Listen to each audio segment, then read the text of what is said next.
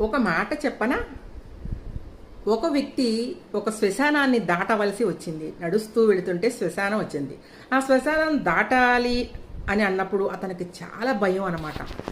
చాలా భయస్థుడు. అప్పుడు ఇంకొక అతను వస్తాడు. వాళ్ళిద్దరూ కలిసి శ్మశానం దాటేస్తారు. భయపడకుండా దాటేస్తారనమాట. ఒక విషయం చెప్పాలంటే ఆ వ్యక్తి కూడా శ్మశానం అంటే చాలా భయం. ఈయనకి భయమే, ఆయనకి భయమే. అయినా ఇద్దరు కలిస్తే భయం లేకుండా దాటేశారు.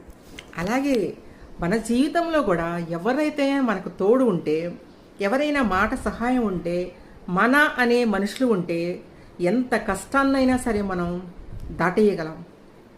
నిజ జీవితంలో కూడా మనం తోడు ఒక మనిషి ఉండాలి. ఉంటేనే మనం అన్నిటికీ ధైర్యంగా ఉండగలము. లేకపోతే మనం జీవితం లీడ్ చేయాలంటే చాలా కష్టం. ఏమంటారు? అవును కదా, ఒక్కళ్ళే లీడ్ చేయటం చాలా కష్టము అనుకుంటున్నాను.